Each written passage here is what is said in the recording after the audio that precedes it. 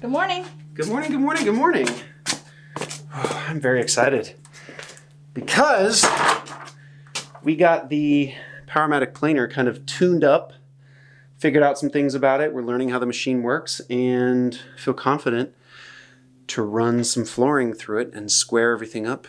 And theoretically, if we get these done, we could actually oil them and nail them today and have a roof over a very small section of our garage, as well as run some of the bigger boards. We're kind of gearing up for production now that we've kind of tinkered with it and figured out kind of the best way to feed everything. And yeah, it's gonna, we'll see how it goes. The people actually have not seen all that you did. Can you just give a quick recap of what you did? I would love to give a quick recap, because what we did was pretty significant. So right now, this is just a mess right now, but it won't stay like this. I'm getting a box that will actually fit over this. This is just essentially just a magnetic switch and a relay, a safety relay, for all of the three-phase that's coming into the motor.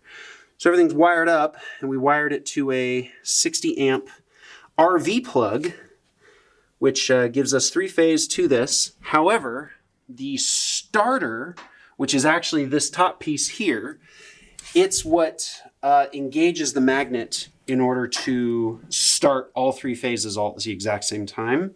The starter runs off a 110 line. Oftentimes what people will do is just pull off of one of the three-phase lines, but because we don't have a neutral, I felt a lot better about just running a second 110 line over just to run the starter. A little bit overkill, but it's the proper way to do it. So there's a 110 line and a three-phase 208 line. That runs the 10 horsepower electric motor, as well as there's a 1 horsepower feed motor underneath. So we've got our starter switch here. This is how you start up the three-phase. We've got our forward and reverse switches here for the feed motor. And then we've also got a dust collection, or chip collection really, that goes, it does go to a bag, but the bag fills up after running like a third of just what's there. And so because we kind of don't mind having wood chips all over the ground, we're just going to shoot them off into the ground. So yeah, that's what we're doing. Then we went ahead and planed a bunch of the flooring, front, top, and bottom. See? However, the issue we ran into is because the sawmill isn't perfect, this width here, we wanted it to be just like right at 4 inches or just maybe under 4 inches. But the problem is the saw blade actually did this a couple of times, as well as it is thinner here and thicker on that end. So normally, the original plan was to joint them, similar to like furniture, to make a perfect 90. But we figured out that if we just screw them all together in a pack like this, feed it through the planer, and because we're willing to accept 3 3/4 as a good final dimension, we're going to feed them through. This will keep them square, and we'll be able to trim them down to 3 3/4, and they'll be perfectly flat on each side. You can see an example of that over here. These 7 boards were run through using that technique. You notice you kick this together, and there's hardly any spacing. I mean, you figure you nail those together, and they're going to all be nice, flat. And that's what our ceiling will look like. Nice. Unfortunately, there's a little bit of Colorado bluing on some of it. Is it a mold? I think it's a mold. I think it's a tree mold. But it'll all die off once it's up, and it'll just kind of maintain that blue color. What we did is we put 7 boards together, and because of the weightiness of it, we're going to have, I don't have feed tables in and out yet. So there's just going to be a person there feeding it in and out. So I'm going to feed it in, Luke's going to feed it out, and then we'll run 3 of them through, because I only bought 9 screws, because I didn't know if this was going to work, and I didn't want to spend a bunch of money on screws.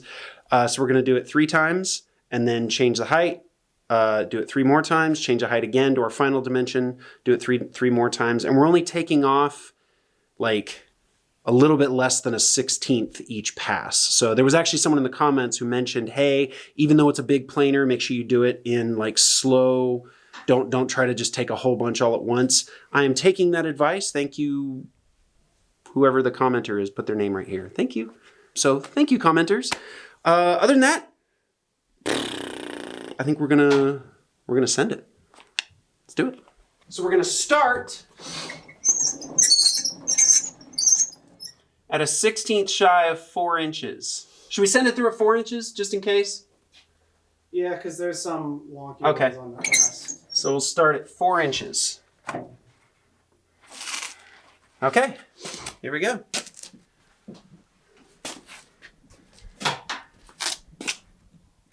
Ready? Yep.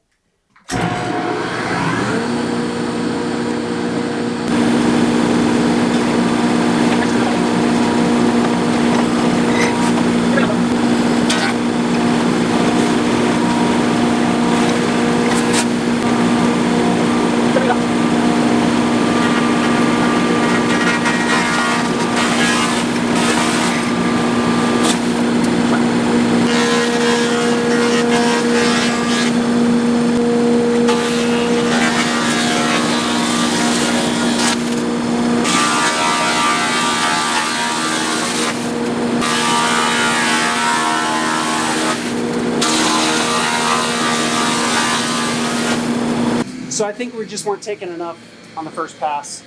That makes me happy though. I know, look at that. Means we can take big bites. Yeah. Bigger bites. We're trying to be conservative. 3 3/4. That's 3 3/4 right there. And their fronts and backs are, Yep. or their tops and bottoms are Tops done? and bottoms are done. They need to be oiled. I think I'm gonna scoot the bobbert back because it's kind of just more in the way. But this is good news. What if we grab the Sawhorses? thank you. Sawhorses for outfeed. Oh, that's a great call. Just so it's less. Yeah, because the other option is a cart of some kind, even the gorilla cart, and that way we could just wheel them Yeah. and then load them onto a pallet, because this will lift almost to the top of that, and we'll be able to unload the pallet right there and literally just start installing once they're oiled. I'm good, not even waiting until they're dry. Like, just send it. Well, maybe a little bit dry so they're not dripping. Or slick. While you're standing up there. Yeah. No. All right.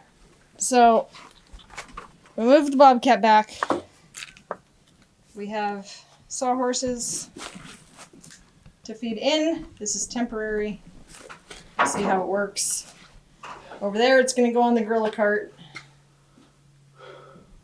And then I'm going to be doing boards. And bites. No, doing oil on the boards over here.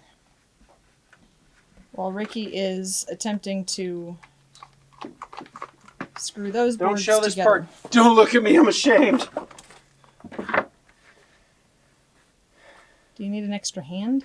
No. So essentially what we're doing now is combining sets of boards together in groups of 7s, because we have 7-inch or 6-inch screws, and they're like 13/16 thick. And so we have 7 that we can go through. Essentially what we're doing, and I don't know if this is the right way to do it or not. There's probably a better way, but this is what we came up with. Square them up-ish, because they're not really square anyway. And then essentially what we're doing is we're taking this. Hold on, big guy. And then, Kaylee, This side or this side? this side. Yeah.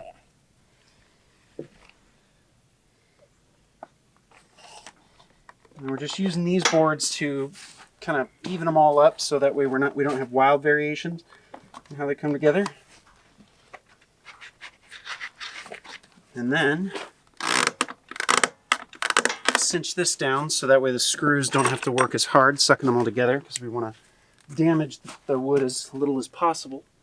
And then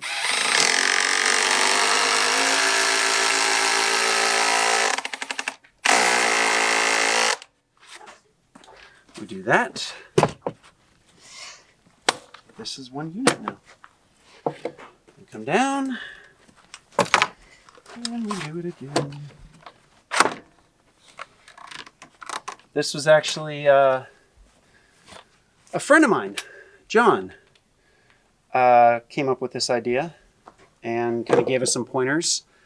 Yeah, so John, thank you. Yeah. Might need to go over a little bit to make this work. Oh, because of where the pallet is? Yeah, because where the pallet is. Oh.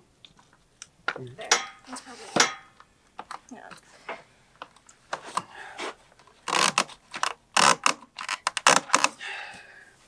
Yeah, I don't know if you've noticed, but we rely a lot on other people who have either done this or have experience in stuff like this. Yeah, we rely a lot on the community around us helping us, so in the comments. So if you're not subscribed to our channel, go ahead and subscribe.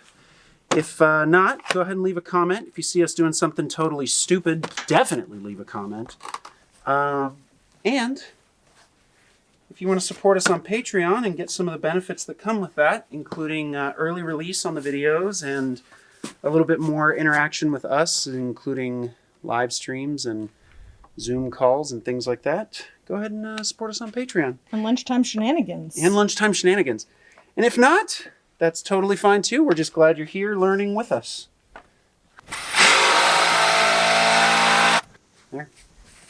That's it. And so then we take this.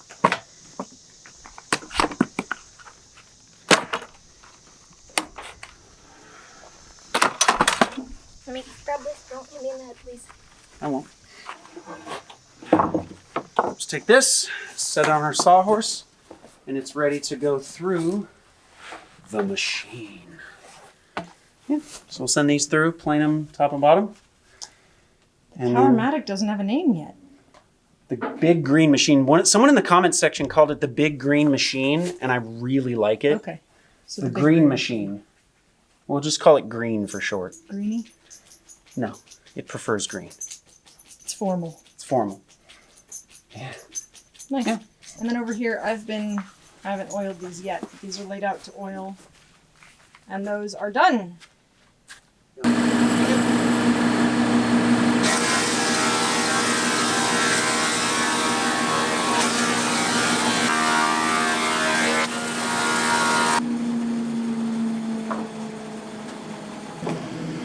I just had this moment of realization. This is all running off solar panels and batteries. That's amazing.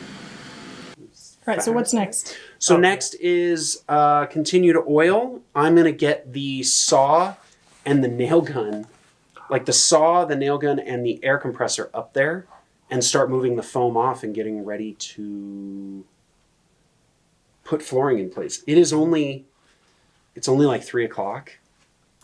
We could probably get a significant amount of the flooring done and in place. How nice would that be? Wouldn't that be cool? That'd be awesome. It would be awesome. Can I just... The fact that we are running commercial grade, very not small electric equipment off of solar and batteries. That you designed and installed Myself. yourself. Thank you, Schneider Electric, for documenting your stuff so well. Even though I found bugs in your firmware, it's okay. You documented it well enough that I was able to find the bugs in the firmware, and then you sent me free stuff. So I can't complain one bit. To fix the problem, but... To fix the problem, but they took care of it. Like, they actually, Schneider Electric took care of it. And their customer support was awesome every step of the way. Like, I was really impressed. Schneider Electric, if you're watching, we would love to be a case study for completely off-grid, 3-phase solar. I don't know many people who have done it, because you got to realize this system, while it is capable of doing off-grid 3-phase, was designed as like backup or even like auxiliary power to supplement what was coming in from the grid. We are 100% off-grid, running a 3-phase system using a 10 horsepower motor with a 2 horsepower with a 1 horsepower, and we're only using 15% of our capability. Like, that's mind-blowing to me. Absolutely mind-blowing. So, Schneider Electric's off-grid inverters for the win. That's the, I think it's the 6840? We still need to do it. 6840 Pro. We will be doing an electric Definitely. system tour. Yeah, once my electrical closet gets a little cleaner, we will be doing, because like a true electrician, I left a huge mess of wires and all kinds of stuff behind me, so. Okay, so we have run out of our heritage oil that we used on all of our beams. And now we are going to, they did not have more tung oil at the store, so this is all we've got left. But this is by the Real Milk Paint Company, and it is food safe, fantastic stuff. Kind of pricey, but wonderful. And we are going to be using this, and we're also going to test it on our bathroom wall where the shower will be, and I'll show you that in just a second.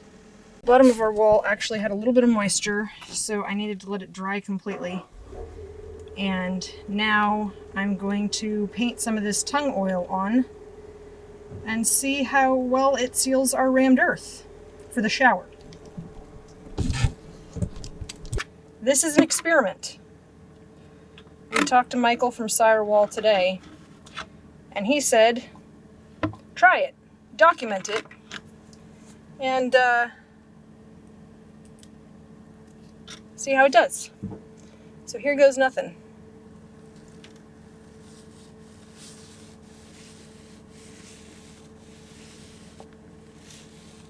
So this is tung oil mixed 1-to-1 with a citrus solvent. I'm going to go out onto the concrete here.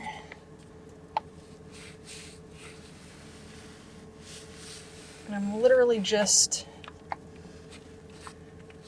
trying to make sure that I get it to soak in. And then we'll come back and do a second coat after that has had time to dry. So we're going to start by squaring these up and just cutting one end off.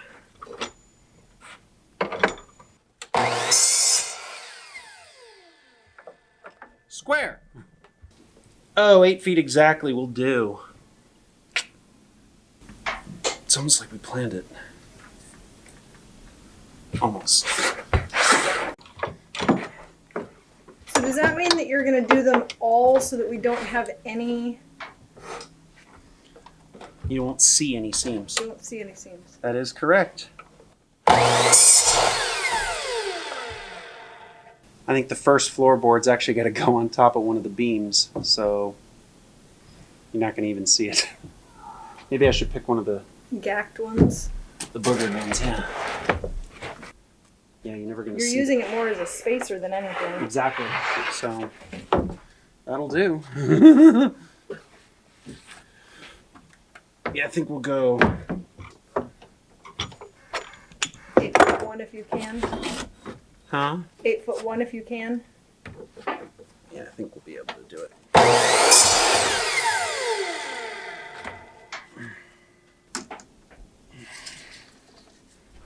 Oh, we could even get 8'2". That'd be even better. But would you rather have them be consistent, or does it not? Yeah, I'll matter? cut them all at 8'2". The last board will actually come and overhang and split this, so we have about a 4 inches that we can play with. Because you'll never see the lip. Ever.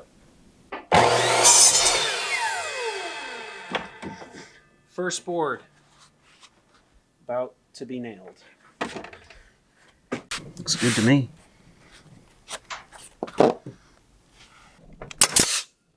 Woo! First nail of the roof in.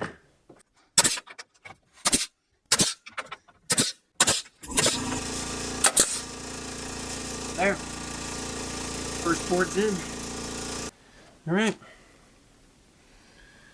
Is there a second board that's gacked? Because I could just run down the line. Because you're never going to see gaps and they're not actually tongue and grooved, there's no reason we can't just go boom, boom, boom, boom, boom, and then boom, boom, boom, boom, boom. So you have to square this side. Okay.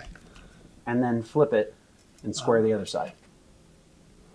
As close to 8 foot 1 inch okay. as you can.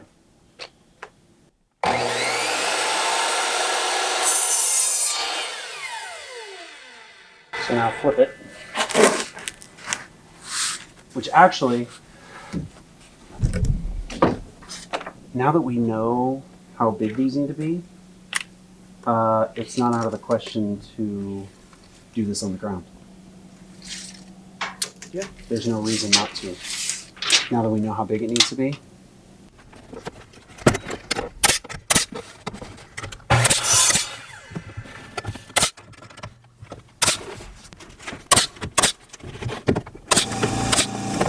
We're worried slightly about the strength. I'm not worried anymore. Now that they're all tucked in. That's noise. Yeah, let's move all the choppy chops down to the ground. Sounds good. I mean, I know how much you love heights. Yeah. But I'm afraid we're going to have to come down on this. So, out of all the flooring that you see right there, this is the waste. Like this right here. That's the amount of waste that we have. That makes me feel so good inside. Like, so good inside. I can't wait to nail it up, which I'm fixing to go do right now. So we have like 5 boards up? Ish. Ish. Yeah. Fixing to be a lot more. Oh yeah, it'll go quick now that they're all cut to size. Well, how wide is the bay? 11 feet. Because of the sun, I'm positioned in the shade because the wall's right there. So I'm fixing to be working in the shade. Year to gurn. Yay. Yay. Why don't you and I go up there? We'll stack in like 5 or 6 of them, and then. Do you want to use the big thwacker? No, I don't think that's needed. I think this will be enough. We're talking 1/16 of an inch. Whoops. Another question. Ish. What happens if the boards shrink or swell? There's enough nail. I'm putting in 2 nails, countersunk like that, or sunk in like this, and they're the ridged nails. Okay. So they're not going to. And it's every 2 feet? And it's every 2 feet. They will swell and grow and all this stuff, and I think they'll be okay. Okay. If and it's anything, the garage. We'll see what happens. It is the garage. We'll see what happens. The other thing is, they are probably wetter now than they will ever be again. Because you just oiled them, and they're not totally dry. So if anything, they should shrink. And then as weather increases, they might grow, but I don't think they'll ever get bigger than this. Okay. But maybe I'm wrong on that. Someone who knows wood better than me, let me know. All right, let's do it. Do it. Look at that gap all the way down. The other board drops in. Almost perfect. Woohoo! I mean, within an 8 for sure. That is fantastic, love. Yeah, it's pretty awesome. We've got one cattywampus board. Where? The one... Oh, these are all loose. They haven't been nailed down yet. All the way back to 3 in from this one. Oh, wait. Oh, okay. Yeah, they haven't been nailed down yet. Okay. I'm just prepping. It looked like it was like... Yeah, that one board was way off in the middle, like curvy. Yeah, no. Hi! Hi! It looks amazing. I can tap dance on a roof. Yeah? Yeah. That's cool. Very rustic. Right? It is, but it's awesome. I love it. It is. What do you think, big guy? We've got a roof. I know. Well, a ceiling. It looks so good. I really do like it. Soon you're gonna have a whole entire business out of this. I'm just kidding. Oh, we're gonna need lights when it starts getting dark. Earlier. Oh, yeah. Because the days are getting shorter. Yeah, you're right. It's gonna start getting dark. Yep. You happy? I'm real happy. I mean, look at it. We made this from the trees right over there. All right. We kind of have a roof. We have like 1/6 of a roof. Yeah, it's about what we have. But it's very exciting because it's 1/6 more of a roof than we had this morning, which is really encouraging. All right. It's getting late. We're going to head home. But we'll be back at it. And so you can watch us and join us if you subscribe. Like the video if you feel we deserved it. Support us on Patreon if you want to. No obligation. We're just really glad that y'all are joining us for this very crazy, drawn out, long adventure. That's it for today. Thanks for joining our adventure. Have a good one.